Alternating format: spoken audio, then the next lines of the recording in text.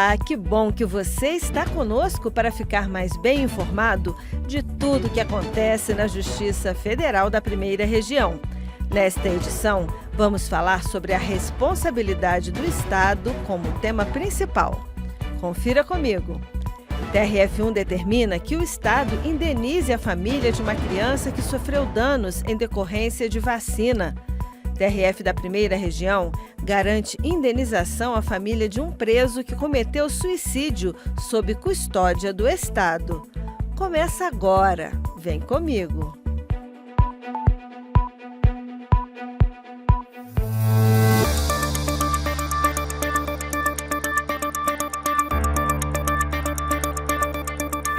Toda mãe sabe que seguir corretamente o calendário de vacinação infantil faz a diferença para proteger as crianças contra várias doenças.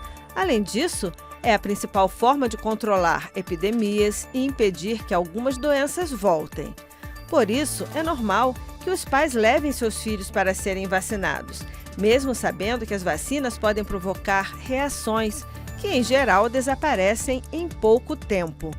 Um quadro muito diferente do que ocorreu com Maria Cecília, que sofreu uma grave sequela pós-vacinal. Rafael Braga conversou com Elinete Silva, a mãe de Cecília, sobre a luta da família, inclusive na justiça.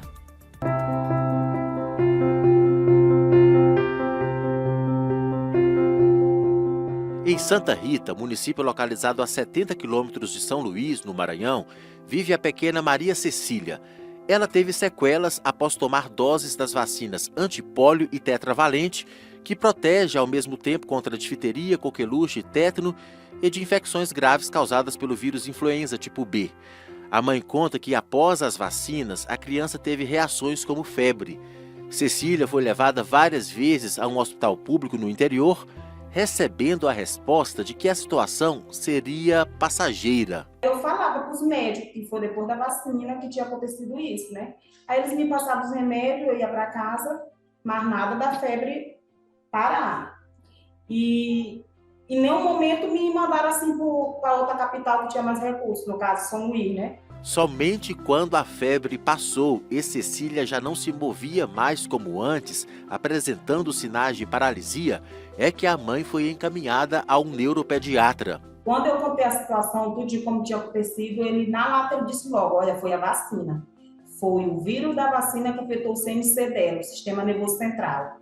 E bora cuidar de botar ela na fisioterapia para ver se não perde esse caso. No caso, perder que ele queria dizer, para ver se ela não ficava com sequela, né? Só que aí, ela não, até hoje ela não conseguiu. Eu ainda fico assim abalada de falar. Não tem como não me emocionar.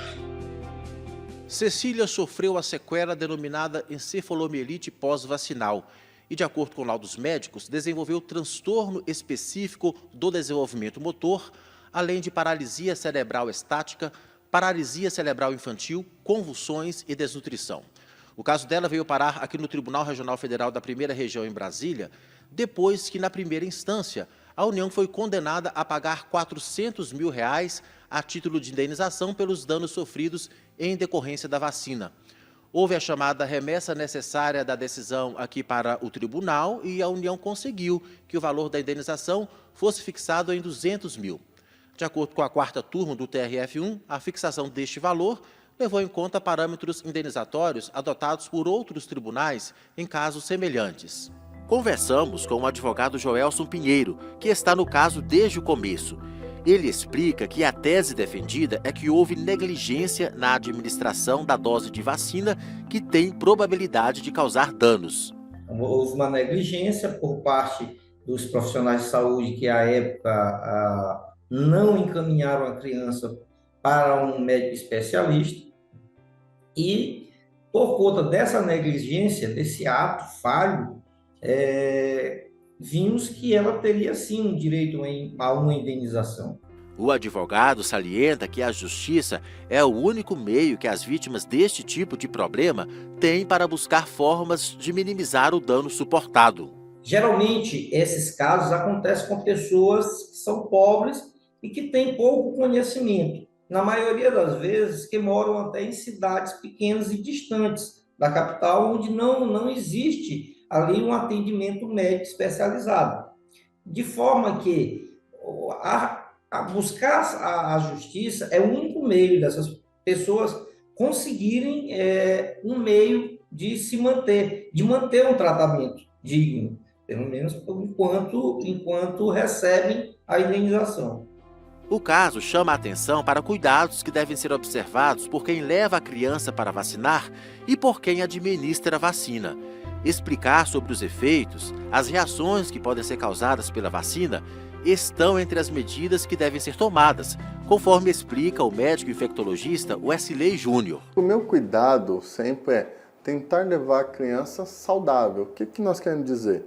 Evitar que a doença tenha alguma doença ativa, esteja com febre, esteja fazendo algum tratamento naquele momento, porque tudo isso influencia como que o corpo vai reagir com a vacina. E o cuidado mais importante de quem faz a vacina é orientar essas pessoas. Orientar no quê? Dos possíveis efeitos comuns, ou seja, esperados para aquela vacina, e se aquilo que quando estiver fora do comum.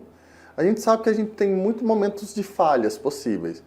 Você pode ter uma contaminação na hora que se aplica a vacina. Por isso que hoje em dia não se passa mais álcool, passa só um algodão seco, que é para retirar a sujeira, e a aplicação. Orientar a não fazer compressa, não fazer aperto no local que toma a vacina, é uma das coisas mais comuns, porque isso vai inflamar e vai ficar vermelho, doloroso. E posteriormente explicar quais são os efeitos que a gente aceita para aquela vacina, mas aqueles que saem daquele contexto têm que procurar o quê? Uma assistência médica imediata.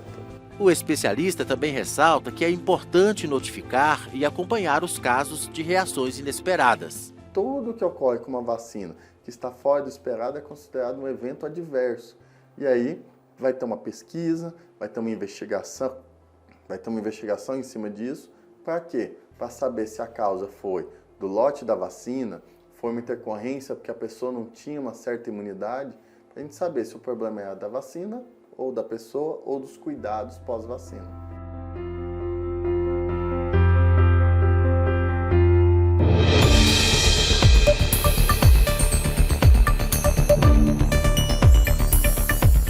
Pessoas privadas de liberdade ficam sob a custódia do Estado, que deve garantir a elas os direitos previstos na Constituição Federal, como o direito à vida, à dignidade, à integridade física e moral, entre outros. Por isso, a Justiça pode e deve responsabilizar o Estado quando esses direitos são desrespeitados. Afinal, o objetivo do encarceramento é a ressocialização. Saiba mais com Ana Paula Souza. Esses depoimentos de familiares são como gritos de alerta que expõem a realidade dos presídios no Brasil. Chamar o sistema prisional de ressocialização está totalmente equivocado. Eu espero que um dia isso melhore. Eu desejo que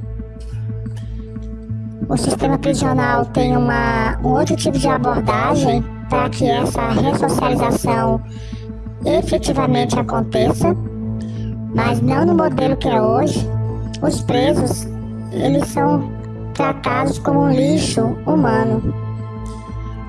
Houve um episódio com meu irmão em que ele foi violentamente agredido por outros presos e teve comprometimento de toda a arcada dentária e perda de dentes.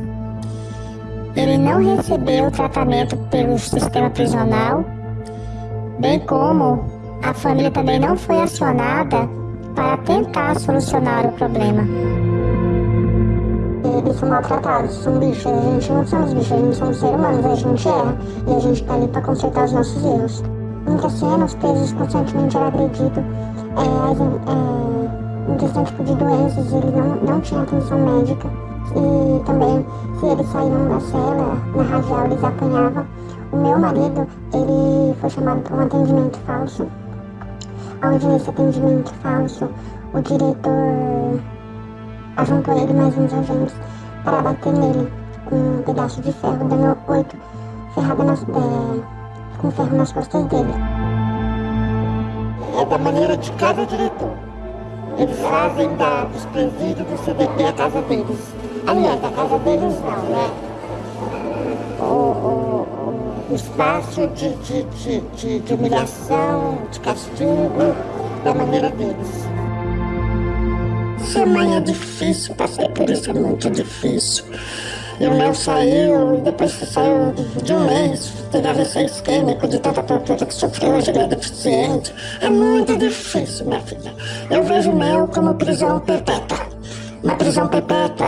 Ele saiu do cárcere de grade, mas continua no cárcere invisível. É difícil, minha filha. Chega a dói a alma. Um cenário de violações aos direitos, à integridade física e à proteção do Estado que atinge mais de 700 mil pessoas, que, segundo dados do Conselho Nacional de Justiça, formam a população carcerária brasileira, a terceira maior do mundo. De acordo com informações do relatório da Pastoral Carcerária da Confederação Nacional dos Bispos do Brasil, a CNBB, a tortura em presídios no Brasil cresceu 37% de janeiro de 2021 a julho de 2022. Mais de 200 denúncias foram registradas, apontando situações de violência física e ausência de atendimento médico. Exatamente os problemas relatados no começo da reportagem por familiares de cidadãos que, mesmo tendo cometido crimes e estarem privados da liberdade e com limitação de alguns direitos, devem usufruir dos direitos não atingidos pela condenação. Eles estão presentes no artigo 41 da Lei de Execução Penal, que enumera os direitos dos presos à alimentação, ao trabalho, à previdência social, à assistência material, à saúde jurídica, educacional, social e religiosa e ao exercício de atividades profissionais, intelectuais, artísticas e desportivas, desde que compatíveis com a execução da pena. Além disso, há outras garantias previstas na Constituição Federal, como o direito à vida, à dignidade, à integridade física, à moral, à privacidade, entre outros, que devem ser resguardados pelo Estado, que tem a tutela do preso. Ou seja, é o poder público responsável por garantir esses direitos, já que o objetivo do encarceramento é a ressocialização, que em geral não ocorre em um ambiente de violação de direitos humanos.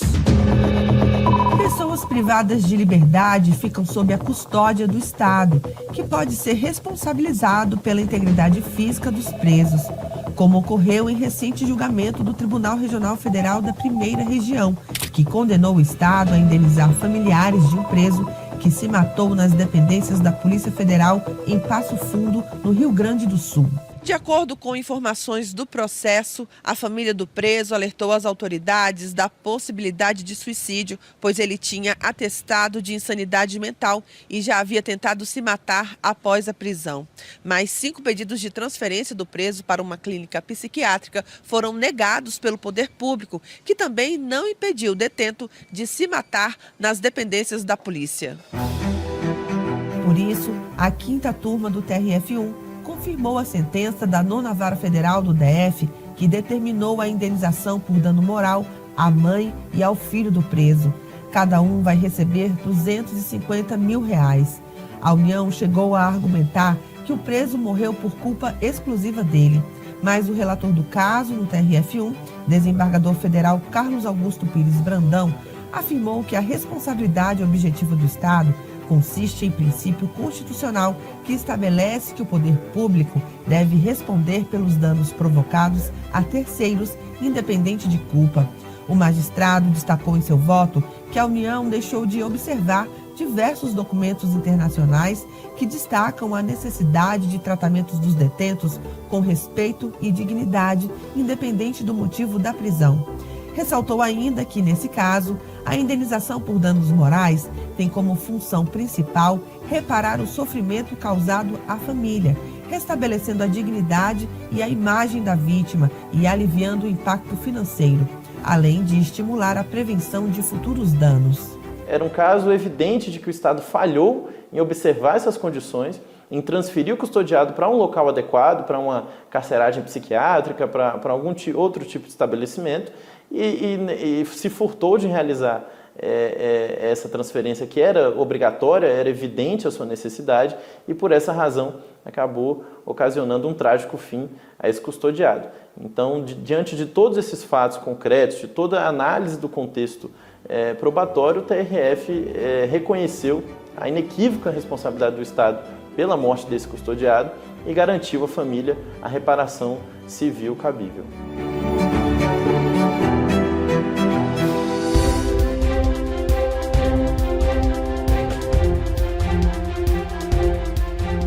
Encerramos mais uma edição do programa Painel de Notícias. Foi muito bom ter vocês comigo. E fica o convite para que todos acompanhem as novidades do TRF1 nas redes sociais. E semana que vem, eu, Adriana Dutra, estou de volta. Tenham todas e todos uma excelente semana.